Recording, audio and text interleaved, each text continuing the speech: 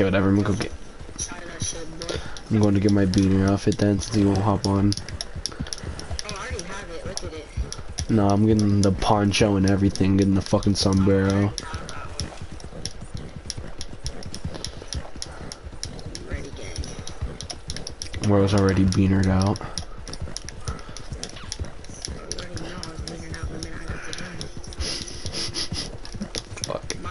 My character's name is literally Sean. Han. Play-Doh.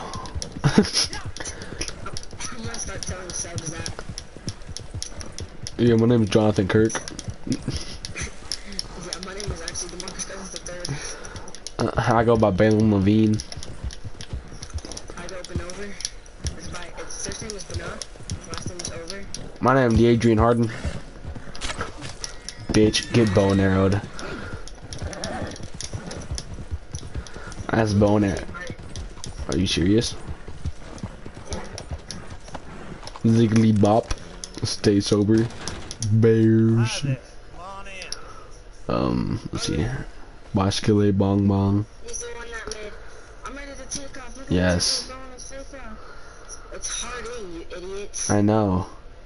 So why'd you say Harden? It is Harden. It's Harden. Harden. Harden. It has an ing at the end, you dumb. I don't give a shit. My way's faster.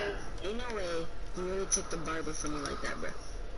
I hope it pushes your hairline back. Already did, bruh. My shit's back far enough already. Do you want me to take care of your light work over here? Yeah.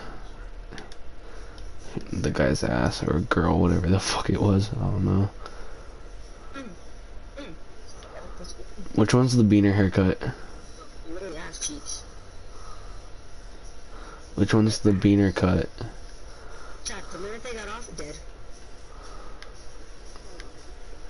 I don't know which one the beaner cut is, so I'm just gonna go with whatever one I've swept back. Slick back. So I did get it. Blizzard. Oh, McDonald's? Oh. Blizzard. I just want to order a cheese curd, honestly. Blizzard. Blizzard. Blizzard. Cheese curds and the smallest burger they have. Bitch, what? And a blizzard, chat. The new. That saddest blizzard they got there, chat. I'm sure it's a baking season, boys. Hello, come on. Bro, it's gonna be fucking 160. I wouldn't doubt it, dude. I wouldn't doubt it. Bruh. Are you serious, bro? It's $450 for the fucking beaner outfit. You'll only find Ah! How? Open summer with Lipton green tea citrus. They don't have a fucking sombrero. Where's the? Where the fuck are the sombreros at? Can't imagine. I can create. Bro, I swear if I have to walk.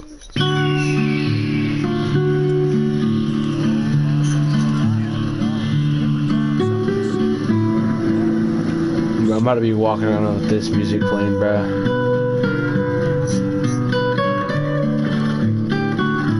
Don't have a sombrero, bruh. What's going on, everybody? Today we're going to be talking about vaqueros in the American West. Shut the fuck up, I'm trying to find an outfit.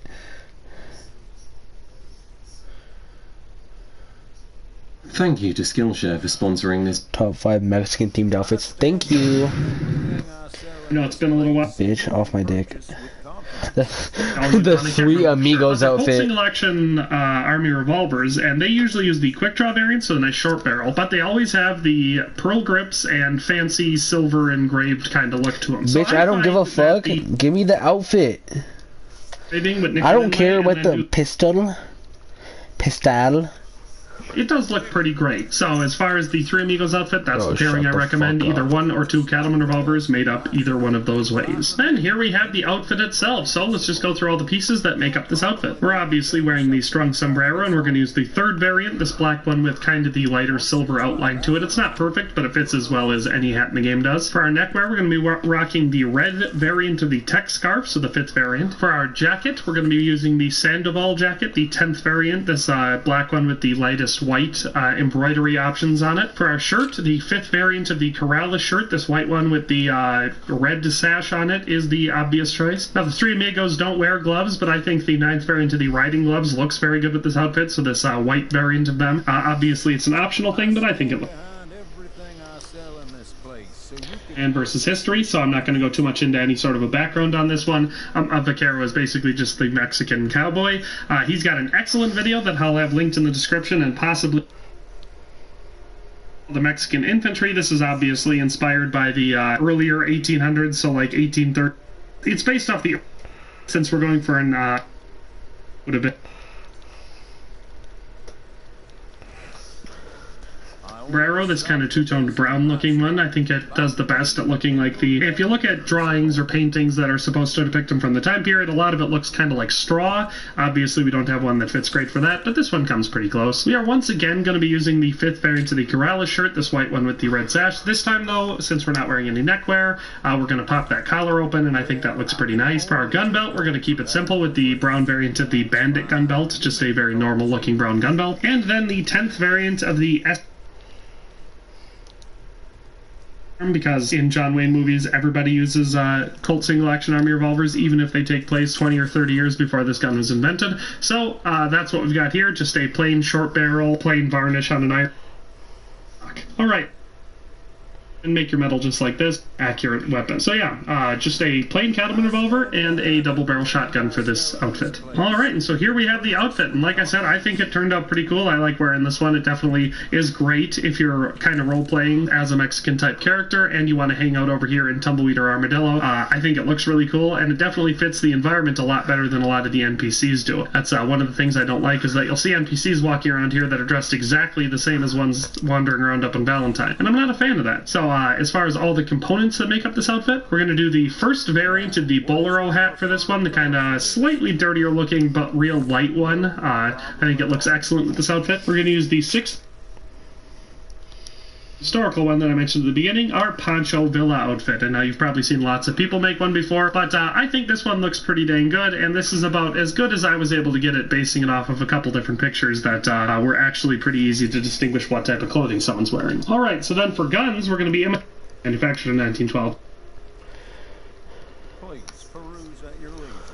I carry only Would have been using, and it's longer, but it comes pretty close. Then for the outfit, you can see it all laid out here. We'll just go through the items one at a time. For the hat, we have the 4th variant of the strung sombrero, this sort of reddish brown looking one. For the coat, we're using the 5th variant of the leather jacket, this sort of medium darkish brown looking one. For our shirt, we're using the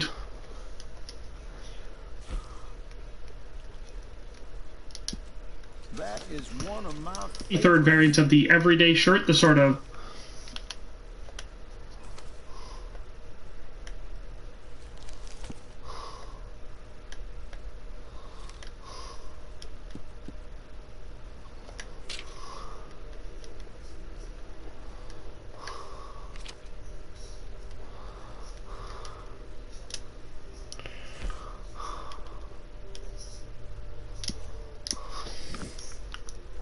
dirtier looking white one, and we're going to pop the collar open on that one. For the belt buckle, we're going to do a brass oval belt buckle, because in the photo I was basing it off of, he seemed to have one, and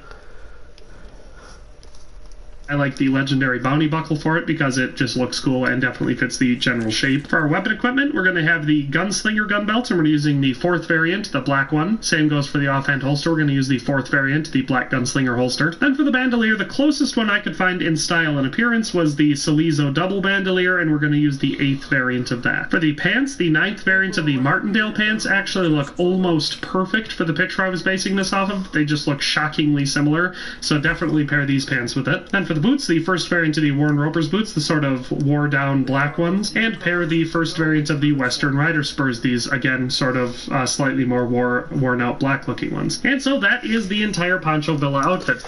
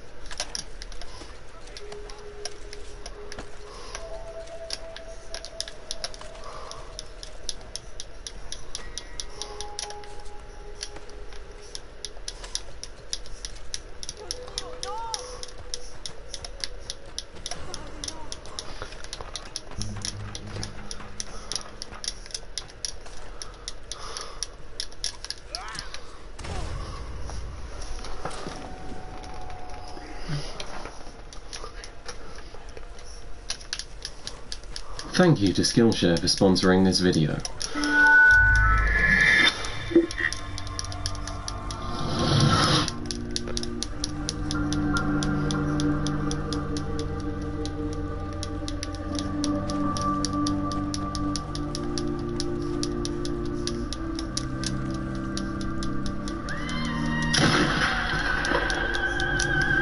It's hard to wrap your head around, to consolidate the idea of a tough, organized gang of brothers and sisters with a video game. A gang that doesn't aim for territory or reputation or pride, but for something more. This is something different. On the 15th of April 2020, a man I'd never met before, Rdr2, contacted me with an offer. An inside look at Red Dead Redemption's toughest clan. His clan, the Reaper Lords. What do you think when you hear that name? This so-called most organized group were pitched as a thriving outlaw gang with a highly structured, disciplined crew, well-defined operating protocols and hierarchy. Intrigued, I did some digging.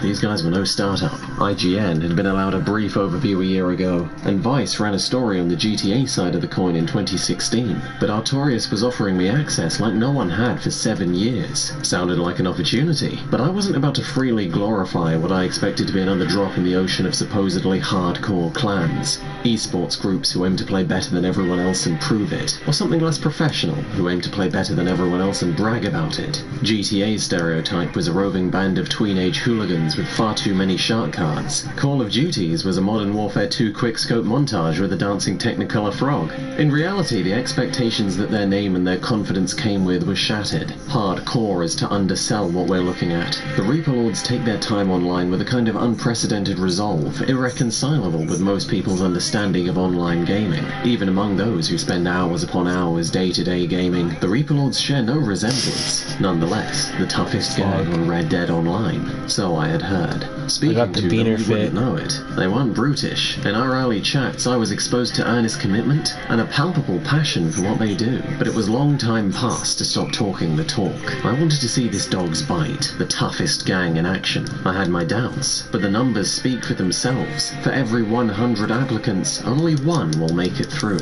In June, Rdr2 got me into a Brown Jacket meeting to see what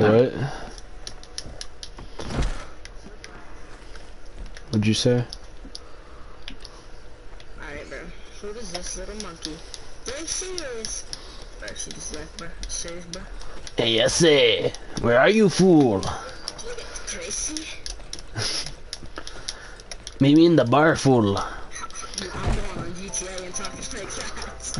Bro, I swear. I just spent all my money on a pair of pants. No, I didn't. Did you really? Why? Did you really get on GTA, bruh?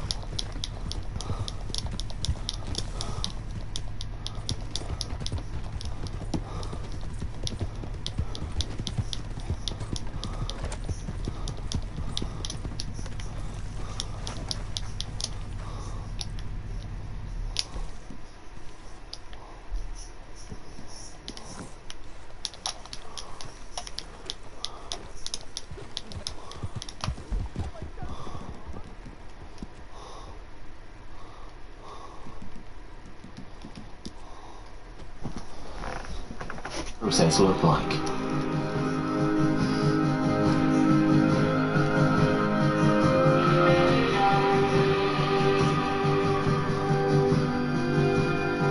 Nearly all of the leadership was present, and the premises was rigorously guarded. The group's dedication is exemplified that way, in the attendance of course, but more so in the guards. These guys you see stood here, they're not idle. They don't listen to music or watch Netflix on their phones. They look at their screens and guard.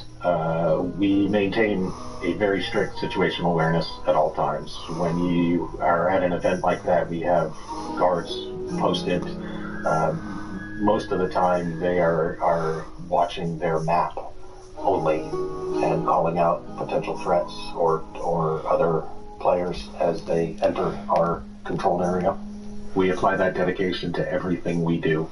As an example, we recently had an applicant that is no longer with us. He admitted that he was playing Animal Crossing on a different device while he was meant to be on guard duty. He is no longer with us. Even if a gang of outlaws wanted to cause a little mayhem, everyone was confident the meeting would be unaffected. Operations like this being challenged by the anarchy outside felt like a thought that had been absent among anyone standing here for a very long time. Artorius played the drill sergeant, and the test began. The Lords receive over 1,000 applications a year. They're harshly cut down to the best and then handed over to the enforcers. The rundown comes next, an interrogation to affirm their fitness. Cracks are easier to find in voice, but if there's nothing to hide, the final step is the brown jacket. Participation, dedication, and understanding are drilled in over an average of 3 months. Anyone can be ejected at any time, by any lord, for any reason. See, gamer, step out. The last time we were alone like this, you were in a white shirt. What have you done so far in a black shirt? That's proven to all of us that you still want to be here and you're working hard at the prospect. What hangarounds have you helped out? Have you messaged Andy at all during his time here, asking how you can help him out? Not about I didn't. You've not helped out your hangarounds at the prospect should, is that what you're telling me? I helped Nils once, and the other no. You've helped Nils once. It's not good enough. Do better. Few will go on to earn their patch. Every wrong answer is followed by a bullet. Every right answer by an unheard sigh of relief. Thing is, if you didn't care to win, you wouldn't have made it this far. In that, the difficulty of the recruiting process is neatly visualized. Real disciplined groups don't need to reject 99% of applicants, but the Reaper Lords do. It's how they're able to exist in a gaming landscape where most would consider this concept... Did you really get on GTA? Okay. Oh man.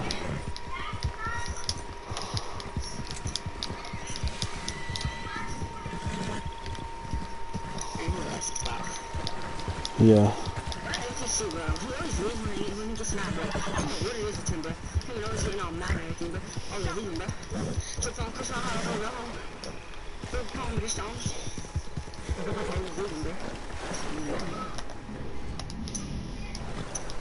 Just like today, I killed him and was finished and he left.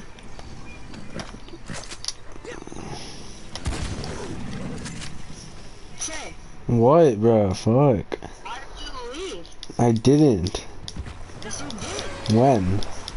You literally said you left. When? Like 5 seconds ago. When? Literally like 5 seconds ago. When was that? When was that? That was like 5 seconds ago. No fucking way my horse kicked me off my fucking thing to get eaten by an alligator, cuh. Hell you think this is, bro? You ain't getting no easy kill. Dumbass alligator with your big head ass.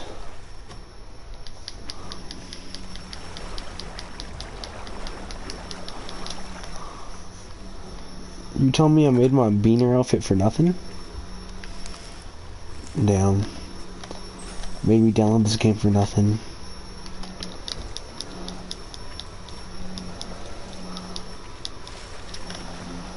Impeccable. I'm gonna delete it then.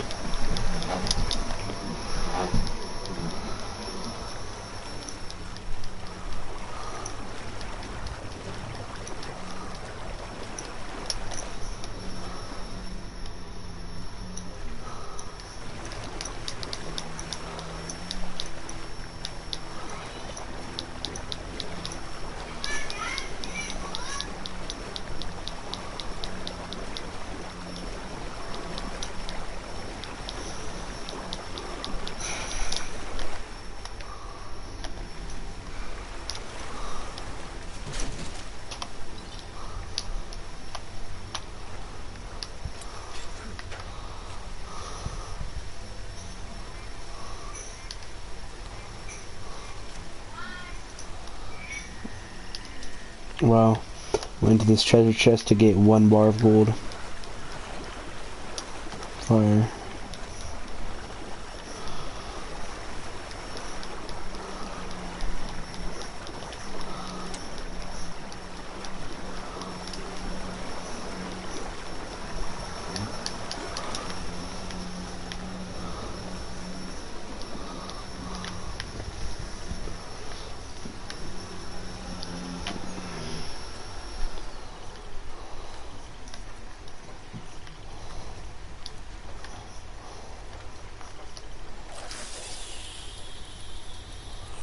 Squidward.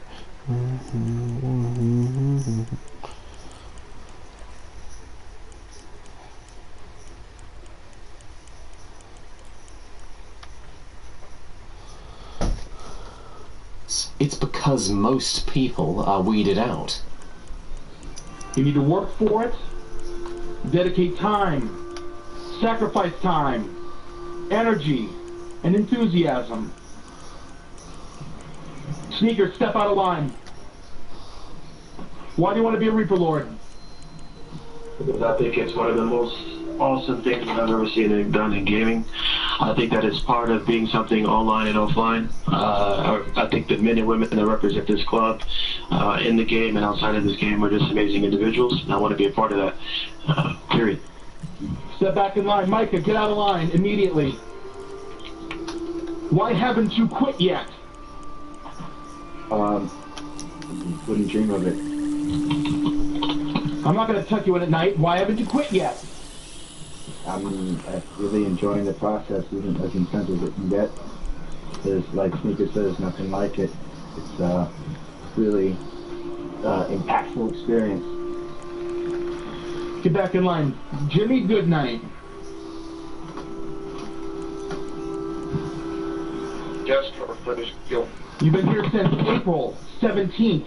You earned your black shirts on April 29th. Why should you stick around, and why shouldn't I change your name to Jimmy Goodbye? Boom. Roasted. You can think it's silly, but their rundowns have been called personality trials. In a crowd of 100, there'll be someone who thinks differently. When all those someones are put together, what are you left with? Time to find out. With the meeting at an end, the Lords prepared to mobilize. This was a line of 32 members, commanded at the front by the road captain and reared by Artorias and I. What better display of their USP could I ask for? Its structure. The Reaper Lords adopt a highly disciplined, rigorously organized ranked structure, very much akin to that of the military. Bonds are built through adversity, testing and training is rigorous, insubordination is entirely intolerable. In a chaotic landscape, the Lords naturally appeal to those of us with orderly personalities. And in consideration of that, it's little surprise that so many of the Lords have served in the armed forces, or continue to do so. You know what? Like I said right at the start of this, that sense of belonging, I think that it's not the same by any means, but it captures some of that. You know, you go through when I went through basic training, I met a group of people I went through that with. It wasn't just me on my own. Of course, it was individual, and I was proving myself that I am capable of joining the military, but I was alongside 17 other people. So it was myself on my own, as well as 17 other people on their own, and you form bonds, close friendships. Some of which, you know, the best man at my wedding was someone I'd served with for 7 years. So you create those kind of relationships in that kind of environment, I suppose, through adversity. You know, you kind of link together, and the hang around and prospect phase very much does the same thing. And I think I speak for myself, and I would assume that other people that have been in the military, because we've got a few members that are currently serving and have formerly served, that come to this environment, and they fit they fit in because they understand the process and how it works and the reasons behind it. So yeah, I would say that it definitely does help being part of something that's not just me and a couple of mates gaming online. I'm actually part of a very specific group of individuals, which I feel there aren't any other groups out there that are quite the same. So as a result, I get that sense of belonging.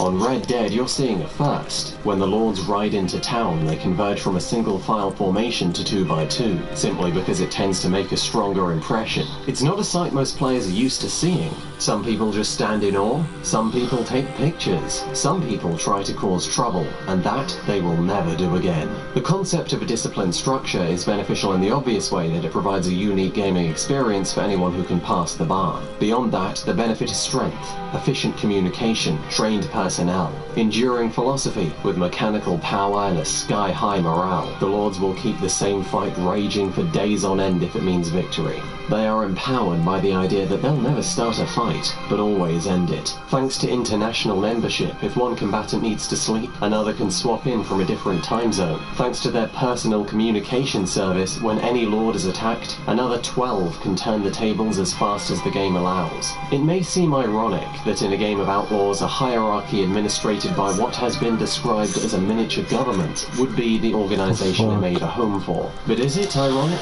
Discipline and freedom are not mutually exclusive. The thought